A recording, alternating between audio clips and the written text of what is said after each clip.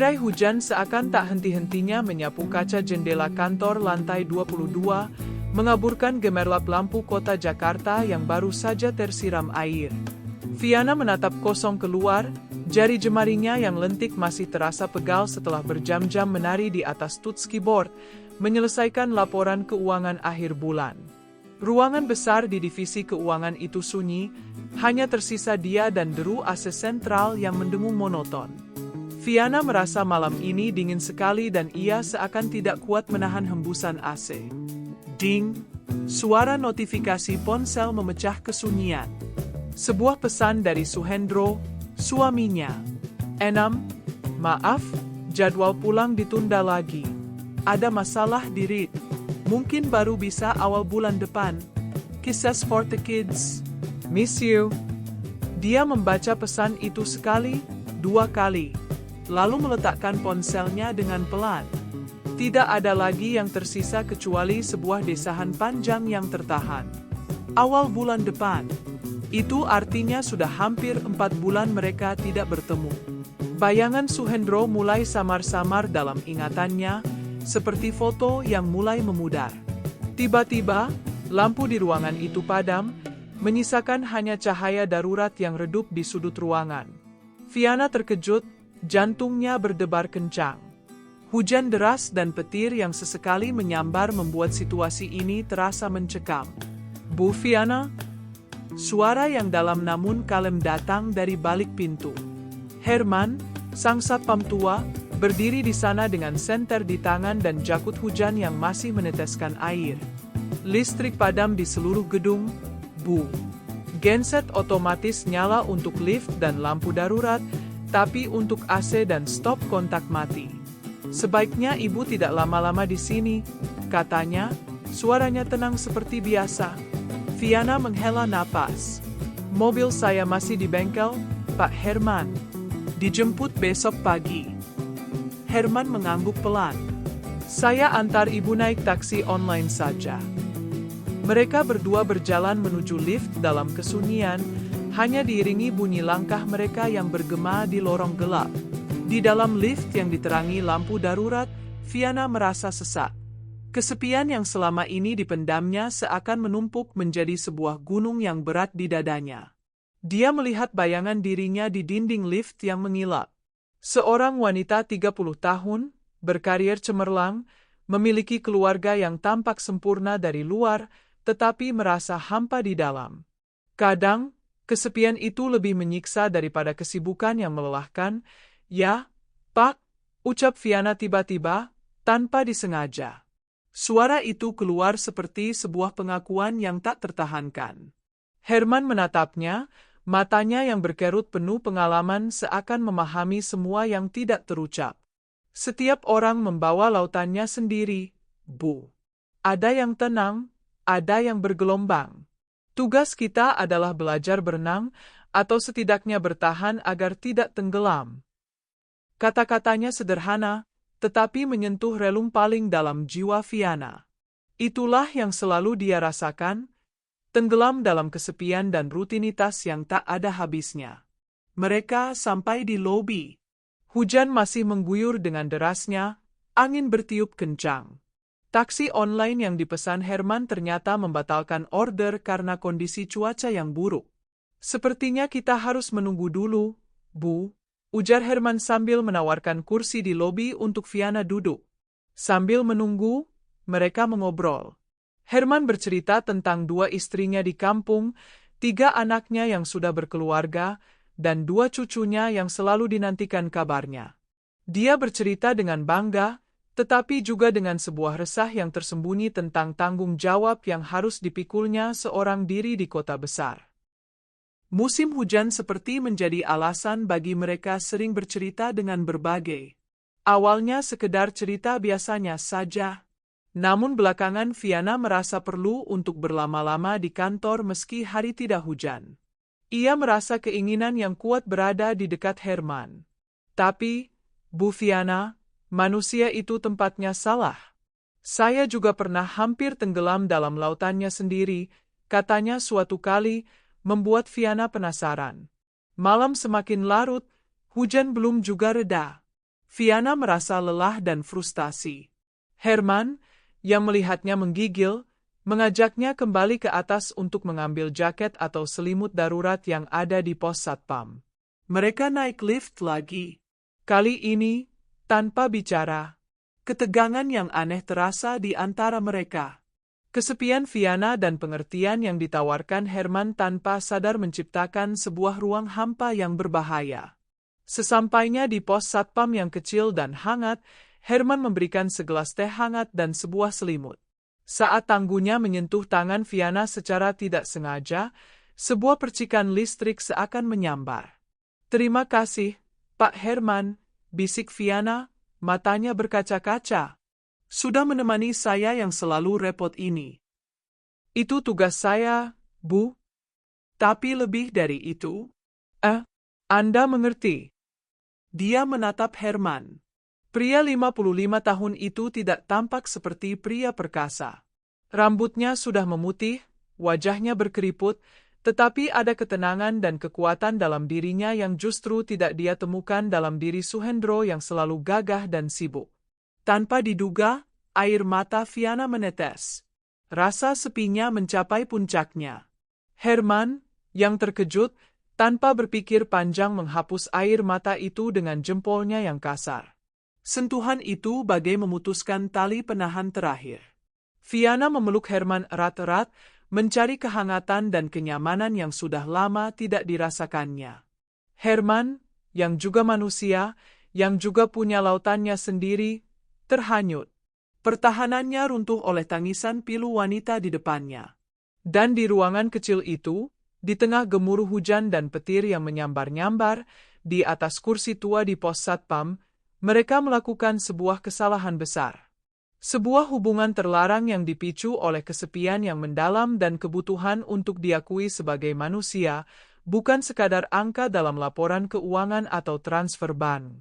Pagi setelahnya, Viana terbangun dengan perasaan hancur dan bersalah yang amat sangat. Dia pulang dengan taksi, meninggalkan Herman dengan wajah yang juga dipenuhi penyesalan mendalam. Sejak saat itu, segalanya berubah. Setiap kali bertemu Herman, hatinya seperti dicabik-cabik. Rasa bersalah pada Suhendro yang baik dan selalu mengirimkan uang lebih untuk keluarga, pada kedua anaknya yang polos, menghantuinya setiap saat. Dia mencoba menghindari Herman, tetapi pekerjaan yang mengharuskannya lembur membuat hal itu mustahil. Hubungan mereka menjadi canggung. Tatapan mereka selalu menghindar, tetapi di saat yang sama, ada sebuah ikatan rahasia yang memalukan yang mengikat mereka. Viana semakin tenggelam dalam konflik batin. Dia membenci dirinya sendiri atas pengkhianatan yang dilakukan. Dia adalah wanita karir yang cerdas, tetapi terjatuh dalam lubang yang sama yang sering dia cibir dari cerita orang lain. 2 minggu setelah malam naas itu, kantor terasa seperti labirin yang penuh dengan bayangan. Bagi Viana, setiap sudut seakan menyimpan memaru akan kesalahan yang tak termaafkan. Dia menghindari lobi, menggunakan tangga darurat jika harus turun, dan memesan makan siang secara online agar tidak perlu melewati pos satpam. Namun, takdir sepertinya bermain-main dengan mereka. Suatu sore, ketika hujan kembali mengguyur Jakarta dan sebagian besar karyawan telah pulang, Viana terpaksa turun ke lantai dasar untuk mengambil dokumen penting yang tertinggal di mobil seorang kolega. Hermanlah yang berjaga di pintu utama. Pertemuan itu tidak terelakkan. Mata mereka bertemu selama sepersekian detik, namun terasa seperti keabadian yang penuh beban. Wajah Herman, yang biasanya terlihat tenang dan berwibawa, kini tampak keriput oleh kecemasan. Ada lingkaran hitam di bawah matanya. "Bu Viana," sapanya, suaranya serak, hampir seperti bisikan. "Pak Herman," balas Viana, menunduk cepat dan berusaha melewatinya. "Bu, tunggu." Viana berhenti, tapi tidak berbalik. Dadanya berdebar kencang.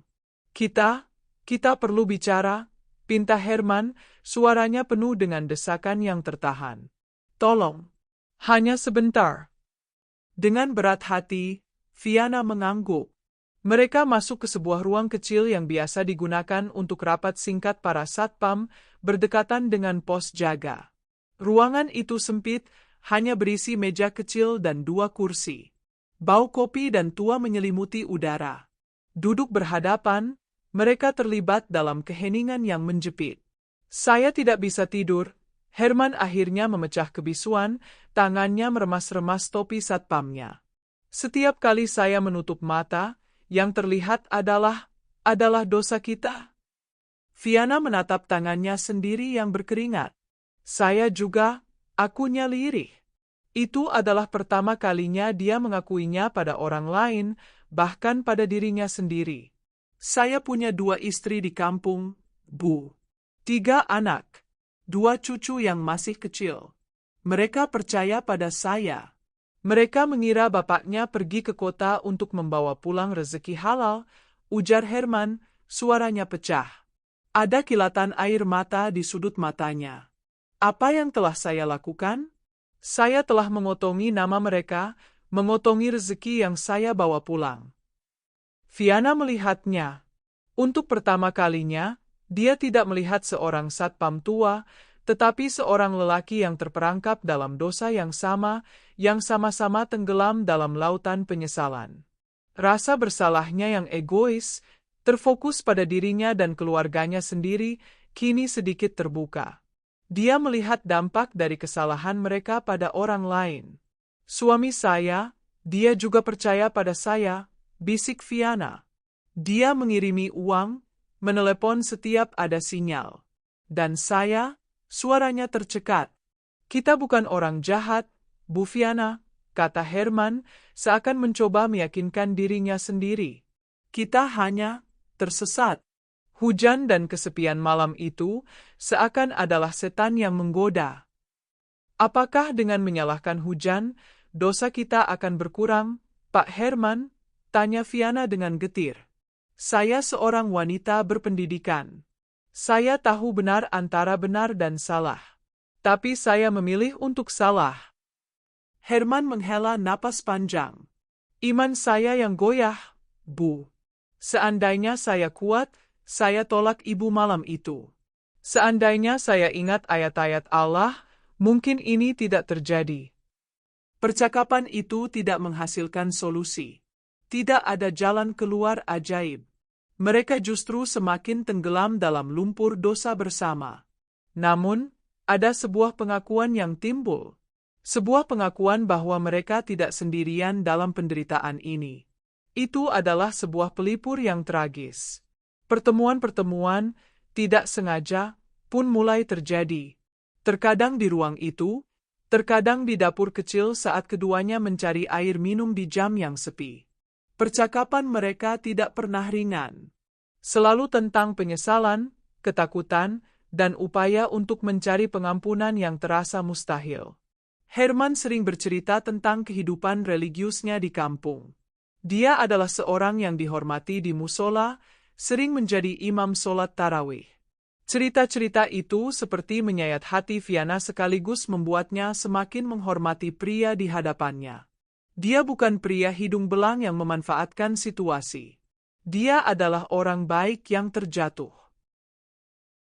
Suatu kali, Herman membawakan Fiana sebuah buku saku kecil berisi kumpulan doa. Saya tidak berani menasehati ibu. Dosa saya lebih besar, katanya. Tapi mungkin dengan ini, kita bisa mulai mencari jalan pulang.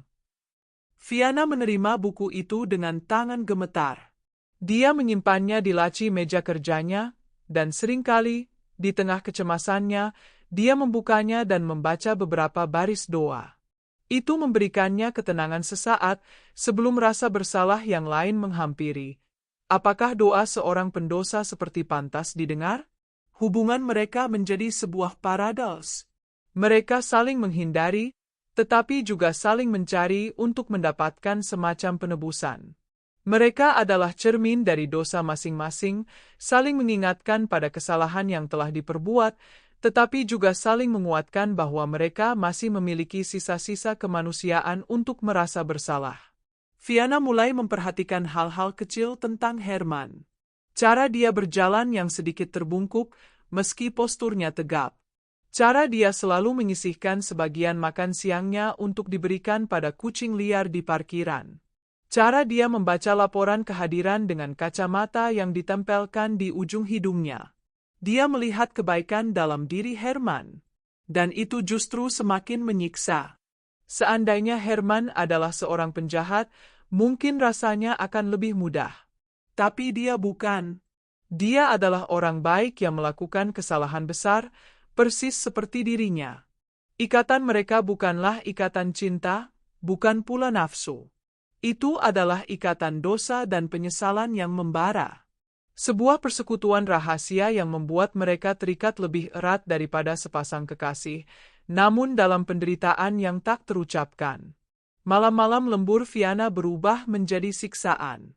Di satu sisi, dia takut bertemu Herman. Di sisi lain, ada bagian dari dirinya yang, dalam kesepiannya yang mendalam, merasa tenang mengetahui ada seseorang di luar sana yang memahami penderitaannya tanpa perlu banyak bicara. Mereka tidak pernah menyentuh lagi. Tidak pernah lagi melakukan kontak fisik. Tapi setiap pertemuan singkat, setiap pandangan yang bersinggungan, adalah sebuah pengingat yang pedih akan apa yang telah mereka lakukan, dan pada bayi yang semakin hari semakin nyata keberadaannya dalam diri Fiana. Herman adalah satu-satunya orang yang tahu rahasianya. Dan dalam kesendiriannya yang parah, Fiana hampir merasa bersyukur ada seseorang yang bisa diajaknya tenggelam bersama. Itu adalah perasaan yang salah, sangat salah, tetapi itulah kenyataan yang pahit dari hubungan terlarang mereka, sebuah pelarian bersama dari kenyataan yang terlalu berat untuk dihadapi sendirian. Hubungan inilah yang dibangun di atas fondasi dosa dan diperkuat oleh semen penyesalan yang akhirnya membuat Herman mengambil langkah drastis. Rasa bersalahnya tidak hanya pada Tuhan dan keluarganya, tetapi juga pada Fiana. Dia merasa telah merusak kehidupan wanita muda yang sudah memiliki segalanya itu. Dengan gemetar, Fiana membeli test pack di minimarket. Hasilnya positif. 2 garis merah yang seakan meneriakkan kesalahannya. Dia hamil. Dan dalam hatinya, dia tahu itu bukan anak Suhendro. Kepanikan melandanya. Dia tidak bisa berpikir jernih. Dia menghabiskan hari-hari berikutnya seperti zombie. Setiap telepon dari Suhendro membuatnya ingin menjerit. Setiap pelukan kedua anaknya membuatnya ingin menangis. Herman juga semakin religius. Dia sering terlihat mengaji di pos satpam ketika sepi. Dia mengirimkan pesan singkat kepada Fiana, memintanya untuk bertobat dan mengaku pada suaminya. Kita harus jujur, Bu, agar anak itu tidak berdosa. Dosanya akan terus mengikuti kita. Tapi Fiana tidak kuat. Reputasinya, keluarganya, karirnya, segalanya akan hancur. Dia membalas, saya tidak bisa. Ini akan menghancurkan segalanya. Kita harus menemukan cara lain. Konflik batinnya mencapai puncaknya. Di satu sisi, dia ingin mengakhiri semua ini dengan aborsi diam-diam. Di sisi lain, hati nuraninya, yang semakin terasah oleh percakapan-percakapan dengan Herman, tidak mengizinkan. Dia terjebak. Akhirnya, setelah berhari-hari menderita, dia memutuskan untuk bertemu Herman sekali lagi untuk membicarakan solusi terbaik.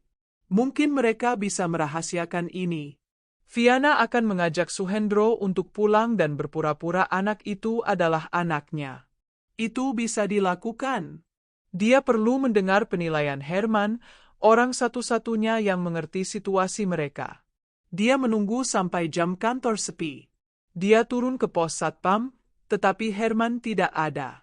Satpam yang bertugas bilang Herman meminta izin cuti mendadak, pulang kampung karena ada urusan keluarga yang sangat penting. Fiana merasa lega sekaligus cemas. Kenapa dia tidak memberi kabar? Dia mencoba menelepon Herman, tetapi tidak bisa dihubungi. Tidak terjangkau, begitu bunyi pesannya. 3 hari berlalu tanpa kabar. Kecemasan Fiana berubah menjadi firasat buruk. Herman bukan tipe orang yang tidak bertanggung jawab. Dia pasti akan memberitahu jika ada hal penting. Kepalanya dipenuhi skenario terburuk. Jangan-jangan Herman sudah mengaku pada istrinya? Jangan-jangan dia melarikan diri? Ketika seorang petugas polisi datang ke kantornya dan menyampaikan berita bahwa jenazah Herman ditemukan di rel kereta api, dunianya runtuh. Dan pesan voice note itu, suara Herman yang penuh penyesalan dan keputusasaan, menghancurkan sisa-sisa harapannya. Dia tidak hanya kehilangan seseorang yang telah berbagi dosa dan penyesalan dengannya, tetapi juga satu-satunya orang yang mengerti beban yang dipikulnya. Kematian Herman meninggalkan lubang yang dalam, sebuah kesepian baru yang lebih gelap dan lebih sunyi dari sebelumnya. Dengan langkah gontai, dia berjalan menuju parkiran, butiran hujan mulai turun lagi, mengingatkannya pada malam naas itu dan pada semua percakapan penuh penyesalan yang mereka lakukan di bulan-bulan setelahnya. Dia masuk ke dalam mobil, menghapus air matanya yang tak henti mengalir. Dia harus pulang, harus bertemu anak-anaknya, harus menjalani hidupnya yang sudah hancur berantakan. Dia meraih buku saku doa pemberian Herman yang selalu disimpannya di dashboard mobil. Dia membukanya dengan tangan gemetar. Sambil terisak, dia memasukkan kunci ke dalam kontak dan menyalakan mesin mobil, matanya masih tertuju pada tulisan Arab di buku kecil itu. Boom! Sebuah ledakan dahsyat mengoyak mobilnya. Benda berwarna metalik yang telah dipasang dengan rapi di bawah bodi mobil meledak dengan kekuatan yang mematikan, menghancurkan segala sesuatu di sekitarnya, dirinya, buku doa itu, dan semua rahasia yang mereka simpan. Dalam sekejap, semua rasa bersalah, semua penyesalan, dan semua konflik batin Fiana berakhir. Begitu pula dengan ikatan tragisnya dengan Herman, ditutup dengan sebuah akhir yang sama tragisnya, tanpa pernah sempat menemukan pengampunan yang mereka dambakan. Dari balik jendela sebuah mobil yang parkir tidak jauh dari situ, seorang pria mematikan tabletnya yang menunjukkan rekaman ledakan itu. Dia mengangkat teleponnya. Sudah selesai, Pak Suhendro. Bagus. Terima kasih. Transfer sudah saya lakukan. Double seperti janji saya. Ingat, kita tidak pernah bicara. Tentu, Pak. Selamat tinggal. Pria itu menutup telepon dan menyetir mobilnya pergi, meninggalkan tempat kejadian yang sudah dipenuhi kepulan asap dan teriakan panik. Di sebuah rig pengeboran minyak di tengah laut, Suhendro menutup telepon satelitnya dengan wajah dingin. Dia berjalan ke tepian, memandang laut yang gelap. Dia sudah tahu segalanya. Sejak awal, seorang teman yang kebetulan lembur dan melihat kejadian malam itu diam-diam memfoto mereka dan mengirimkannya kepada Suhendro, disertai dengan proposal untuk menyelesaikan masalah dengan imbalan sejumlah uang. Kecurigaan Suhendro sudah lama muncul. Fiana yang semakin menjauh, alasannya yang semakin tidak masuk akal. Dia menyewa orang itu untuk mengawasi istrinya dan Herman. Dia memberikan Herman kesempatan untuk mengaku. False note, bunuh diri, itu direkam di bawah ancaman senjata sebelum Herman benar-benar dibuang ke rel kereta. Itu adalah bagian dari skenarionya untuk membuat Fiana hancur secara batin sebelum dihancurkan secara fisik. Pembunuhan Herman dan Fiana dirancang untuk terlihat seperti sebuah drama bunuh diri dan kecelakaan yang tidak berhubungan. Dia membalas pengkhianatan dengan sebuah pembalasan yang sempurna dan kejam. Dingin, terencana, dan tanpa ampun. Angin laut berhembus kencang, membawa aroma garam dan minyak mentah. Suhendro tidak merasa menang. Dia hanya merasa kosong. Tapi baginya, lebih baik kosong daripada terus-menerus dipermalukan dan dikhianati. Dia memasukkan tangan ke dalam saku, meraba foto anak-anaknya. Mereka adalah satu-satunya alasan yang tersisa untuk terus berenang di lautan kehampaan yang kini semakin dalam dan gelap.